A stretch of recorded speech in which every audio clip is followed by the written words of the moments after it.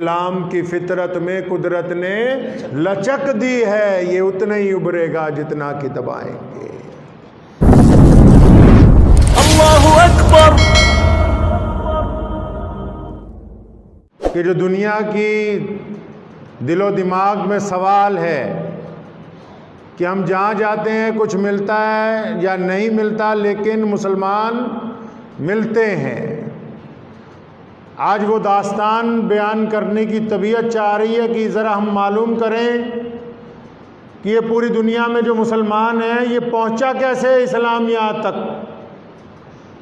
افریقہ میں جاتے ہیں کالے مسلمان کروڑوں ہیں، ہندوستان میں سانولے مسلمان کروڑوں ہیں، ملیشیا انڈونیشیا میں چائنیز مسلمان کروڑوں ہیں، اور پھر اہل عرب کی طرف چلے جائیں تو کروڑوں مسلمان پانچوں وقت اللہ اکبر کی صدائیں بلند کرتے ہیں۔ پھر اگر یورپ میں جاتے ہیں تو ٹرکی سے لے کے فرانس تک، فرانس سے لے کے اٹلی تک، پھر امریکہ اور انگلینڈ تک گورے مسلمان جن کی نسل گوری ہے وہ اللہ اکبر کی صدائیں آج بلند کر رہے ہیں۔ وہ کون سا کارنامہ ہے؟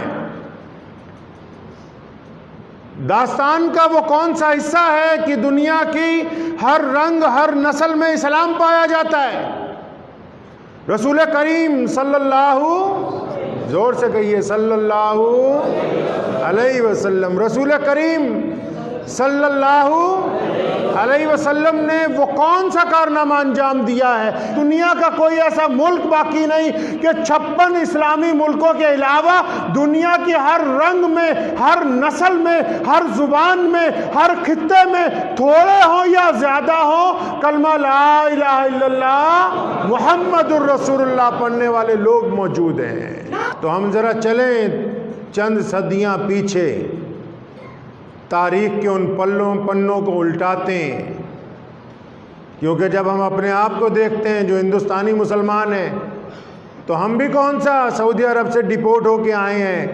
ہم ان مہان دراوڑوں کی اولاد ہیں جنہوں نے اس ملک کو کھڑا کیا اپنے پاؤں پر۔ ہمارے آبا و اجداد کو وہ کون سی بات رسول کریم صلی اللہ علیہ وسلم کی اچھی لگی کہ آج اسلامی ملکوں سے زیادہ تعداد میں مسلمان جو ہیں وہ ہندوستان کی سرزمین پر موجود ہے؟ وہ داستان کون سی ہے؟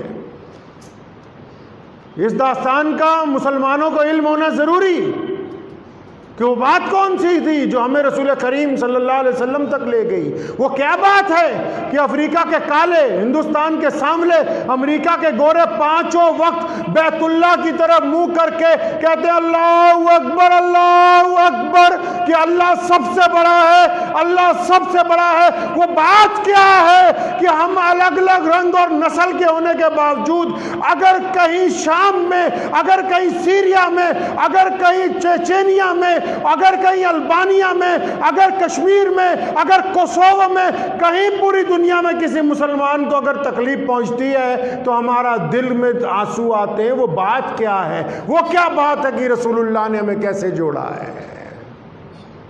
میں مانتا ہوں دنیا میں لوگ اور بھی ہیں، میں مانتا ہوں دنیا میں طاقتیں اور بھی ہیں، حکومتیں اور بھی ہیں، لیکن خدا کی قسم محمد الرسول اللہ جیسا دین اور محمد الرسول اللہ جیسی امت نہ قیامت آنے تک، نہ اس سے پہلے آئی تھی اور نہ اب قیامت تک کوئی آئے گی۔ یہ دیکھو نا نظارہ کہ ایک ہی صف میں کھڑے ہو گئے محمود اور ایاز۔ محمود بادشاہ ہے، ایاز غلام ہے۔ یہاں آؤ نا مسجد میں، آج جمعے کا دن ہے، کتنے مزدوری کرنے والے اندر پہلی صف میں بیٹھے ہیں، جتنے رئیس زادے آئیں گے باہر سڑک پہ نماز پڑھیں گے۔ اسی کو تو علامہ اقبال نے کہا ہے نا کہ ایک ہی صف میں کھڑے ہو گئے محمود اور ایاز، نہ کوئی بندہ رہا نہ کوئی بندہ نواز، بندہ صاحب و محتاج و غنی ایک ہوئے، تیرے دربار میں پہنچے تو سبھی ایک ہوئے۔ تو میں جس داستان کی بات کرتا ہوں ذرا ادھر چلتے ہیں کہ جب دنیا پورے اندھیرے میں تھی، دنیا ایسی نہ تھی جیسی آج ہے۔ یہ دنیا کے جو بڑے بڑے دانشور ہیں، بڑی بڑی سرکاریں، یہ جھوٹ کہتی ہیں کہ ہم نے ہیومن رائٹ کمیشن بنا دیے تو برابری آ گئی. لیکن اگر ہم دنیا کی تاریخ اٹھا لیں، جس کو وشو کا اتہاس کہتے ہیں، جس کو ورلڈ کی ہسٹری کہتے ہیں، اگر وہ اٹھائیں گے تو دنیا رسول اللہ کے آنے سے پہلے ایسی نہ تھی جیسی آج ہے. آپ نے سنا ہوگا مولویوں سے کہ جب رسول کریم صلی اللہ علیہ وسلم کو نبوت ملی تو مکے میں لوگ اپنی بیٹیوں کو پیدا ہوتے ہی ریت میں دبا کے آتے تھے تاکہ کسی کو داماد نہ بنانا پڑے. بیٹیوں کی عزت نہیں تھی. آپس میں لڑتے تھے تو خاندانیاں لڑائیاں کئی 100 سال چلتی تھیں. وہ کہتے اس نے میرے باپ کو مارا ہے، میں اس کو ماروں گا. پھر اس کی اولاد پیدا ہوتی تھی کہ اچھا انہوں نے ہمارے دادا کو قتل کیا تھا، ہم اس کو قتل کریں گے. صدیاں چلتی تھی لڑائیاں. سنا ہے آپ نے ایسا؟ لیکن اس سے آگے دی داستان نہیں نہ سنی، کیونکہ ہمارے یہاں جو مولوی ہیں فارمی انڈے ہیں ان میں کئی، اب وہ اتنی بات کرتے ہیں جتنی ضرورت ہو ان کو. حقیقت صرف یہ نہیں ہے کہ مکے اور مدینے میں بیٹیوں کو زندہ دفنایا جاتا تھا اور اہل عرب میں جہالت تھی. وہ تو تھی اپنی جگہ جو رسول اللہ نے ختم کر دی، لیکن حقیقت یہ ہے کہ جب رسول کریم کہیے صلی اللہ علیہ وسلم تشریف فرما ہوتے ہیں دنیا میں، تو مکے سے یشرب، جس کو اب مدینہ کہتے ہیں، وہاں تک جتنے قبائل تھے نا، ان میں بھی یہی حالت تھی کہ عورت کی عزت نہیں تھی. یشرب سے لے کے کیسر و کسرا تک، جس کو آج آپ ایران اور عراق کہتے ہیں، وہ حالت یہ تھی کہ بادشاہ کا حکم تھا گاؤں والوں کو کہ تمہیں کیا ضرورت ہے کپڑے پہننے کی، کھیتوں میں جاؤ، مزدوری کرو، پھل پودے اناج اگاؤ، آ کے محل میں جمع کرا جاؤ، اس میں سے جو روکھا سوکھا تم کھانا چاہو کھا لو، تمہیں کوئی ضرورت نہیں ہے عزت دارانہ زندگی کی، کیونکہ ہم تمہیں انسان نہیں مانتے ہیں. اٹھاؤ نا تاریخ، کیسر و کسرا سے لے کر مراکش تک، جس کو آج آپ ساؤتھ افریقہ کہتے ہیں، وہاں جتنے قبیلے تھے، کئی کروڑ لوگ جو تھے، ان کے بادشاہوں نے اپنے لوگوں کو غلام بنایا ہوا تھا. راتوں کو کسی گاؤں میں جب طبیعت چاہتی تھی جاتے تھے، لوگوں کے پیروں میں بیڑیاں ڈالنی، عورتوں کے، مردوں کے، بچوں کے. پھر دن کے اجالے میں سکہ گرم کر کے ان کا چہرہ داغا جاتا تھا، ماتھے کو، گالوں کو داغتے تھے. پھر ان کو بڑے بڑے جہازوں میں بھر کے بحری بیڑوں میں دوسرے ملکوں میں لے جا کے بیچتے تھے کہ غلام خرید لو، جیسے ہم منڈی میں جاتے ہیں جانور خریدنے کے لیے. میں کہا کرتا ہوں اکثر مقررین کو کہ چھوٹی بات کیوں بتاتے ہو، پوری بات بتاؤ نا کہ رسول اللہ کے آنے سے پہلے دنیا میں کیا ہو رہا تھا. مراکش سے لے کر اس ملک تک، جس کو دیار ہند کہتے ہیں، غریب آدمی کو حق نہیں تھا کہ ایک کنویں میں سے اگر میٹھا پانی نکلتا ہے تو اس میں غریب آدمی اپنا ڈول ڈال کر پانی نکال سکے. غریب آدمی کو حق نہیں تھا کہ وہ اعلیٰ ترین کپڑے اپنے جسم پر پہن سکے. غریب آدمی کو حق نہیں تھا کہ جس سڑک پر امیروں کے گھوڑے چلتے ہیں وہاں غریب آدمی چل سکے. غریب آدمی کو یہ حق نہیں تھا کہ جو بہترین مسالے کے کھانے رئیس زادے کھاتے ہیں وہ غریب کھا سکے. اٹھاؤ اتہاس، اٹھاؤ تاریخ. رسول اللہ کے آنے سے پہلے انسان کو یہاں انسان نہیں سمجھا جاتا تھا. اور پھر اس ملک سے اگر آپ اندلس چلے جائیں، جس کو اسپین کہتے ہیں، جہاں سے فرانس اور انگلینڈ کے لیے زمین کا رستہ ہے، ہم نے دستک دی ہے وہاں مسلمانوں نے. وہاں گورے چمڑی والوں نے غریب گوروں کو یہ حق ہی نہیں تھا کہ وہ انسان ہیں. آج بھی یو ایس اے کی پارلیمنٹ میں وہ فیصلہ محفوظ ہے کہ ایک غریب آدمی نے جب رٹ لگائی کہ میرا مالک مجھے روٹی نہیں دیتا 10 دن، تو جج کہتا کہ تم تو ابھی انسانوں کے کیٹیگری میں نہیں آتے، تم کون ہوتے ہو رٹ لگانے والے ایک رئیس زادے کے خلاف. تاریخ اٹھاؤ دنیا کی. اسلام پہ اختلاف جو لوگ باتیں بھی کرتے ہیں نا فرقہ پرست، ان کو بھی کہتا ہوں تاریخ اٹھاؤ دنیا کی، ہم سے پوچھو ہم مسلمان کیوں ہوئے؟ محمد الرسول اللہ جس دن مکے پہ آتے ہیں، بلال کالا ہے، بلال حبشی ہے، اور بلال کے ہونٹ پھٹے ہوئے ہیں، بلال کے پیروں میں جوتی نہیں، بلال کو مکے کے لوگ مارتے ہیں سارے۔ رسول کریم نے دیکھا بلال بڑا زخمی ہے، تو رسول اللہ مسلمانوں کے لیے نہیں آئے، رسول اللہ تو تمام انسانوں کے لیے آئے ہیں۔ ابھی بلال مسلمان نہیں ہوئے، حضور صلی اللہ علیہ وسلم اس کے کمرے پر جاتے ہیں شام کو، پوچھتے ہیں بھائی کیا بات ہے؟ کہتا ہے جی میں تو غلام ہوں، آپ بتاؤ کیا بات ہے، آپ جیسے لوگ آتے جاتے رہتے ہیں۔ فرمایا نہیں میں تو تیرا دکھ درد بانٹنے آیا ہوں،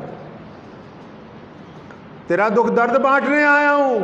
وہ کہنے لگا آپ اعلیٰ خاندان کے ہیں، دیکھنے سے لگتا ہے کہ آپ تو بہت اونچی ہستی ہیں، اور میں تو غریب ہوں، میں تو انسانوں کے زمرے میں نہیں آتا۔ فرمایا نہیں میرے اللہ نے بھیجا ہی مجھے اس لیے ہے کہ میں انسانوں کو انسانوں کا درجہ عطا کر دوں۔ سیدنا بلال کی جگہ خود چکی پیستے ہیں، زخموں پر مرہم لگاتے ہیں۔ سنو وہ داستان کہ رسول کریم صلی اللہ علیہ وسلم نے جب دیکھا کہ لوگ اللہ کو چھوڑ کر اپنے ہاتھ سے بنائے ہوئے بتکدوں پر اپنی ماں بہنوں بیٹیوں کی قربانیاں دے رہے ہیں، لوگ غلط رسم و رواج کے نام پر لڑکیوں کو دریاؤں کے کنارے پہ لے جا کے ان کی گردن پر چھریاں پھیر رہے ہیں، لوگ غلط و رسم و رواج کی وجہ سے اپنے غلاموں کی چھاتیوں پر آگ جلا رہے ہیں اور اللہ کو بھول بیٹھے ہیں، تو کریم رسول نے سارے مکے کے لوگوں کو ایک جگہ جمع کیا۔ پھر ایک جگہ جمع کرنے کے بعد رسول اللہ صلی اللہ علیہ وسلم نے جو درس دیا ہے نا، بات ان کی ہے، زبان میری ہے، میں اپنے انداز میں آپ کو سمجھا رہا ہوں کہ اس طرح فرمایا، اس طرح سمجھایا لوگوں کو بھی دنیا دارو، تم جو اللہ کو چھوڑ کے ادھر ادھر بھٹک رہے ہو، وفاداریاں نہیں ڈھونڈتے۔ لوگ پوچھتے ہیں اسلام کا پیغام کیا ہے؟ اسلام کا پیغام تو رسول کریم نے 2 لفظوں میں دے دیا ہے۔ غیر مسلم دوست پوچھتے ہیں اسلام کا کیا پیغام ہے، اسلام کا مقصد کیا ہے؟ اسلام تو 2 لفظوں میں ہے۔ ہم یہ کہتے ہیں کہ دنیا کے جتنے لوگ ہیں وہ چاہتے ہیں کہ ہمیں وفاداری ملے۔ کس بات کی وفاداری؟ ایک عورت چاہتی ہے کہ ایک مرد اس کا وفادار ہو، اس کا شوہر، اس کے علاوہ کسی اور عورت کو نہ دیکھے۔ باپ چاہتا ہے کہ بیٹا اس کا وفادار ہو، اس کے علاوہ کسی اور کی بات نہ مانے۔ مالک چاہتا ہے نوکر اس کا وفادار ہو، اس کے علاوہ کسی اور کا حکم نہ مانے۔ اور دنیا والوں نے وفاداریاں ڈھونڈنی شروع کی، وفاداریاں ملتی نہیں تھی۔ رسول کریم صلی اللہ علیہ وسلم نے ان کو سیدھے راستے پہ ڈالا کہ ارے تم میاں بیوی وفاداری ڈھونڈتے ہیں، ماں باپ اولاد میں وفاداری ڈھونڈتے ہیں، مالک نوکر میں وفاداری ڈھونڈتا ہے، تو کیا وہ اللہ نہیں چاہتا جس نے بندوں کو پیدا کیا؟ وہ خدا نہیں چاہتا، وہ معبود نہیں چاہتا کہ بندہ ایک کا وفادار ہو جائے؟ اگر دنیا میں وفاداریاں چاہتے ہو تو جب تک ایک عبادت ایک کی نہیں ہوگی، جب تک ایک کی پرستش نہیں ہوگی، جب تک ایک اللہ کو مانا نہیں جائے گا، جب تک بندہ اللہ سے وفادار نہیں ہوگا تو دنیا والوں سے کیسے وفادار ہو سکتا ہے؟ جب یہ بات سمجھائی نا، جو پکے مشرک تھے ان کے تو بل پڑ گئے، لیکن جن کے دلوں میں اللہ کی تلاش تھی نا، انہوں نے رسول اللہ سے گلوکڑی پا لئی۔ دنیا کے سمجھ آ گئی بات کہ اوہو ہم تو دنیا میں تب وفادار ہو سکیں گے نا کہ جب عبادت میں وفادار ہو۔ یہ کیا بات ہو گئی؟ ایک دروازے پر یہاں سجدہ کر دیا، چند قدم چل کے دوسرے پہ کر دیا۔ وہ سر نہیں جو ہر در پر جھک جائے، وہ سر نہیں ہوتا۔ جو سر ہر در پر جھک جائے وہ سر نہیں ہوتا، اور جس در پر ہر سر نہ جھکے پھر وہ در بھی نہیں ہوتا ہے۔ رسول کریم صلی اللہ علیہ وسلم نے جب پیغام توحید دیا ہے نا، اس میں دو باتیں آ گئیں دنیا کے سامنے کہ اب وفاداری کرنی ہے تو ایک اللہ کی کرنی ہے. اب تو عبادت جب ایک کی ہوگی تب زندگیوں میں لطف آئے گا، اور دنیا کو یہ پتہ لگ گیا کہ اس اللہ تک پہنچانے والی جو ذات ہے وہ یہ محمد الرسول اللہ کی ہے. اور جس نے محمد الرسول اللہ کا دامن پکڑ لیا، جس نے حضور اکرم صلی اللہ علیہ وسلم کا راستہ اختیار کر لیا، قیامت آ سکتی ہے، اس کو کوئی کائنات کی چیز نقصان نہیں پہنچا سکتی ہے. پہلی بات یہ درس دیا حضور اکرم صلی اللہ علیہ وسلم نے کہ عبادت جو ہوگی میرے بھائی، کس کی ہوگی عبادت؟ ایک اللہ کی. کس کی جی؟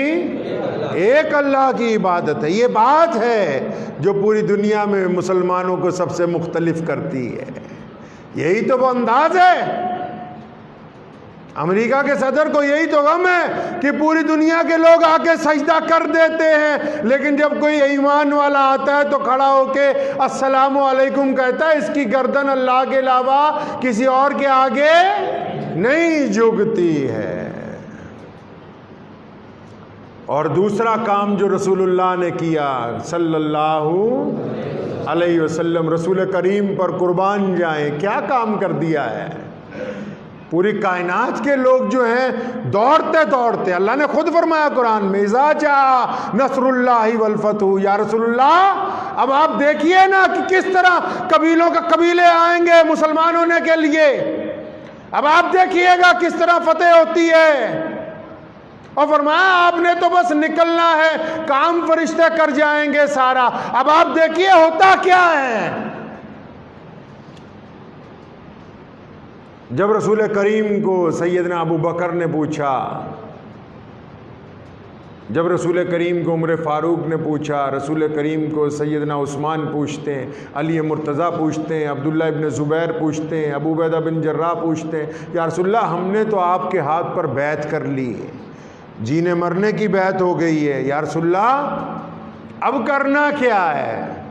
اب جو دوسرا کام رسول اللہ نے کیا ہے نا جی، اب پہلے کام کے ساتھ جو دوسرا لگا تو یہ دو ایسی رفتار والی چیزیں بن گئیں کہ پھر دنیا میں کیسر و کسرا ہو، یا مراکش کے بادشاہ ہو، یا قسطنطنیہ کا سردار ہو، یا ملکہ برطانیہ ہو، یا افریقہ کے شہزادے ہوں، یا اس ملک کے بڑے بڑے سرمایہ دار ہوں، یا چائنا کے بادشاہ ہوں. یہ جو رسول کریم نے بات کی ہے نا دوسری، جتنے کے جتنے تھے ایک بار میں چت ہو گئے پوری دنیا کے لوگ. کیا فرمایا؟ کیا فرمایا رسول اللہ نے؟ فرمایا جو بندہ مسلمان ہو جاتا ہے نا، کلمہ لا الہ الا اللہ محمد الرسول اللہ پڑھ لیتا ہے، اب اس پر لازم ہے کہ دنیا کے تمام انسانوں کو برابری کا درجہ دے دو.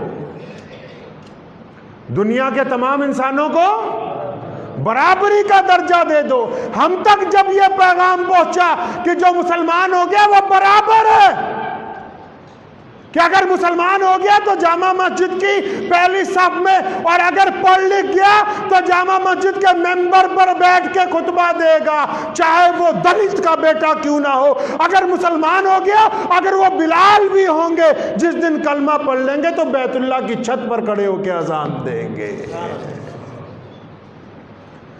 یہ دنیا کے جتنے گنڈے تھے، جن گنڈوں کو آج بھی اسلام سے تکلیف ہے، تکلیف تو یہی ہے کہ اسلام دنیا کا وہ مذہب ہے جو کہتا ہے کہ انسانوں میں چھوا چھوت نہیں ہو سکتی. اسلام دنیا کا وہ واحد مذہب ہے جو کہتا ہے کہ انسانوں کے ساتھ ظلم و ستم نہیں ہو سکتا. اسلام کہتا ہے کہ وہ ہمارے مذہب کا ہے یا نہیں ہے، اس کا جھوٹا پانی جب تک ہم پینا اپنے لیے پاک نہ سمجھے، بندہ لا الہ الا اللہ محمد رسول اللہ والا مسلمان نہیں ہو سکتا.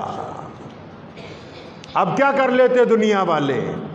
جب پیغام پہنچا ہے نا مکے کے لوگوں تک، جب غریبوں تک پیغام پہنچا، جب ان رحم دلوں تک پیغام پہنچا جو صدیوں سے چاہتے تھے کہ کبھی یہ حبشی بھی میرے ساتھ دسترخوان پر بیٹھ کر کھانا کھائیں، جو یہ چاہتے تھے کہ کبھی یہ دوسرے قبیلوں کے لوگ بھی ہمارے ساتھ گلے ملیں، جو یہ چاہتے تھے کہ ذات اور برادریوں کے بندھن ٹوٹ جائیں، جو چاہتے تھے کہ ہم غریب کے منہ میں لقمہ ڈالیں، اب جب یہ پیغام رسول اللہ کا صحابہ لے کے مدینے سے نکلے ہیں، جہاں جہاں جا کے فتح کی ہے، فتح کر کے جب لوگوں کو بتایا نا کہ ہم دل جیتنے آئے ہیں، تو دنیا کی کوئی طاقت اسلام کو نہیں روک سکی، اب بھی نہیں رکنے والا ہے۔ اٹھاؤ نا تاریخ، آج کی تاریخ میں روزانہ پوری دنیا میں اس ملک سمیت آج کی تاریخ میں روزانہ پوری دنیا میں 1000 نئے لوگ روزانہ رسول اللہ کا کلمہ پڑھتے ہیں، روزانہ۔ جاؤ نا ذرا فرانس میں جا کے پوچھو، انہوں نے کہا برقعے پہ پابندی ہے، 1 لاکھ مسلمان تھے 10 سال پہلے، آج 12 لاکھ مسلمان ہیں، فرانس میں 1000 مسجدیں بنا دی۔ وہ دوسرے ملکوں سے نہیں گئے، وہاں کے گوروں نے جب رسول اللہ کو پڑھا نا، وہ کہتے نا اسلام کی فطرت میں قدرت نے لچک دی ہے، دنیا کا فطرت ہے یہ، آپ کسی کی زور لگا کے مخالفت کرو گے اللہ اس کو طاقت دے دے گا۔ لوگوں نے اسلام کی برائی زور شور سے کی، اتنی زور شور سے برائی کی کہ جو ہم ہندوستانی مسلمان ہیں، ہم لوگ جو تقسیم ہند کے بعد، دیش کی آزادی کے بعد اپنے اپنے گھروں میں بیٹھ گئے، قرآن شریف پر غلاف لپیٹ لیا کہ بس اتنا پتہ تھا جی ہم مسلمان ہیں، جمعہ پڑھنے جائیں گے، عید پڑھ لیں گے، لیکن ہمارے فرقہ پرستوں نے ٹھڈے مار مار کے، دھکے مار مار کے، میاں جی تم مسلح ہے؟ پھر ہم بھی اٹھے، ہم نے کہا ہاں ہم تو مسلح ہیں، پھر ہم نے کہا کہ ہمیں جس نام سے گالی پڑتی کیا اس نام کو عزت نہیں ہم بخشیں گے۔ جب ایک مسجد شہید کی گئی، ہم نے 34 سال کے اندر 1 لاکھ نئی مسجدیں تعمیر کر دی۔ پورے ملک کے گلی کوچوں میں 2 کروڑ سے زیادہ حافظ قرآن، پوری دنیا میں سب سے زیادہ حافظ قرآن اس ملک کی دھرتی پر مسلمانوں نے پیدا کیے ہیں۔ مسجدیں تو مسجدیں، لوگ گھروں میں بلا بلا کے کہتے ہیں کہ آ جاؤ حافظ جی قرآن سنانا، رمضان آ گیا ہے۔ ہمارے پاس ایک صف ہوتی تھی نماز پڑھنے والوں کی کسی بھی مسجد میں، آج آپ چلے جائیے سڑکیں روک کے لوگ نماز پڑھ رہے ہیں۔ یہ اسی کا نتیجہ ہے کہ اسلام کی فطرت میں قدرت نے لچک دی ہے، یہ اتنا ہی ابھرے گا جتنا کہ دبائیں گے۔ اور میرے کریم رسول صلی اللہ علیہ وسلم نے کیا کیا ہے؟ دنیا والے سوچتے ہیں کہ ہم نے صرف تلوار اٹھائی ہے، تلوار رسول کریم کی ظلم کرنے کے لیے کبھی نہیں اٹھی۔ حضور اکرم صلی اللہ علیہ وسلم نے بیٹیوں کے سر پر چادر رکھنے کے لیے ان گنڈوں کو ہٹایا جو کہتے تھے بیٹیوں کو زندہ دفن کریں گے۔ رسول اللہ کی تلوار نے ان بدماشوں کو دنیا سے ختم کیا جو کہتے تھے غریب ہمارے برابر نہیں بیٹھ سکتا۔